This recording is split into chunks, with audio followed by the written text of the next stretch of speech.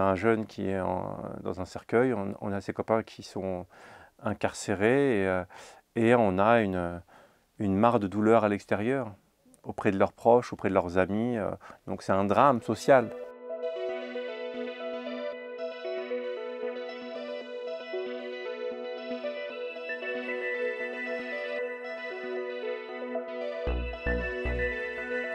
Contrairement à ce qu'on pourrait penser, travailler sur des violences pendant 20 ans, ça n'habitue pas forcément aux violences.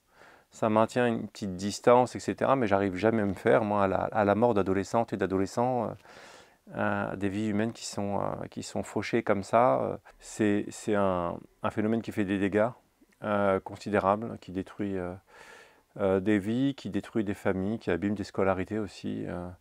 La santé mentale, en fait, c'est un phénomène qui pèse sur des communautés sociales, qui pèse sur les territoires, et qu'on a toujours tendance à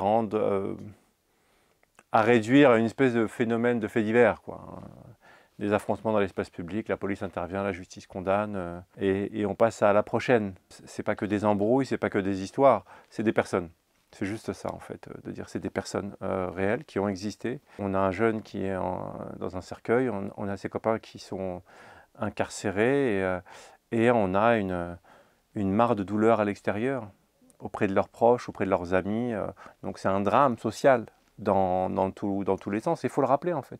Il faut le rappeler parce que j'ai quand même pour espoir que des jeunes lisent, j'ai pour espoir que des lycéens lisent, j'ai pour espoir que des parents lisent, j'ai pour espoir aussi que ce livre-là, il a un peu été écrit pour ça, à rompre avec cette idée de normalité. Voilà. C'est dans l'ordre des choses, ça a toujours existé, on peut pas faire grand-chose là-dessus. Non, c'est pas, il n'y a aucune espèce de fatalité. La fatalité, c'est la somme de l'inaction collective. La fatalité, c'est pas quelque chose qui s'écrase et qui s'impose à tout le monde comme ça, et qui arriverait du ciel. Les embrouilles n'attirent pas tous les jeunes d'un quartier. Loin de là. Ils attirent une minorité du quartier, les plus actifs, et cette minorité-là, elle a comme caractéristique par rapport à d'autres d'être en échec scolaire. Donc les scolarités, et derrière ça les inégalités sociales, etc., c'est finalement, c'est le facteur central. Et ensuite se pose la question, mais échec scolaire, mais à quel moment? Est-ce que c'est les décrocheurs? Et à quel moment ils ont décroché? Des mômes qui ont des difficultés dès le CP, où il y a des lacunes qui se construisent dès le CP, dès le début du primaire, est-ce qu'on peut parler de décrocheurs? On a affaire à des non-accrocheurs, c'est-à-dire à des adolescents qui n'ont jamais réellement été engagés dans une scolarité à peu près équilibrée, stable, normale, en termes de compétences, de savoir-faire. Le vivier des embrouilles, c'est d'abord ces jeunes-là. Donc la meilleure des politiques de sécurité, si on veut penser juste en termes de sécurité. Mais j'ai envie de dire la meilleure politique d'égalité scolaire, la meilleure politique d'insertion professionnelle, etc., ce serait de réduire le vivier des non-accrocheurs, c'est-à-dire de penser des modes d'accompagnement extrêmement tôt avec des élèves qui sont dans la transition entre maternelle et les premières années de primaire, et faire en sorte, au moins jusqu'au CE2, que tous les enfants aient accroché. L'idée selon laquelle la sécurité de ces enfants, de ces territoires, passe par l'action policière doit être remise en question. La sécurité, l'action policière, elle permet à un moment donné, quand c'est chaud, de dissuader ou ensuite de sanctionner. C'est pas ça qui va amener durablement de la sécurité et qui va faire en sorte que des territoires tournent le dos aux logiques d'embrouille de quartier. C'est pas ça qui va le faire, ça ne marchera pas. Il faut se caler sur le temps de la rue pour intervenir sur la rue. C'est bête ce que je dis, mais c'est absolument essentiel. Et quand des gens veulent une action en 3 mois, 4 mois pour communiquer dessus et pour montrer qu'ils sont intervenus, et puis ensuite chacun repart s'occuper de ses salades dans son service, ça peut pas fonctionner.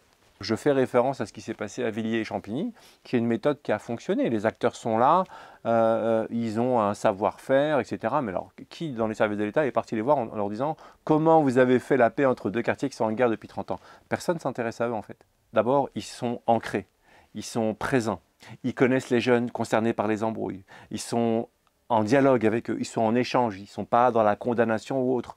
Donc il y a un lien de proximité et de légitimité, c'est la base. Tout le monde n'a pas ça.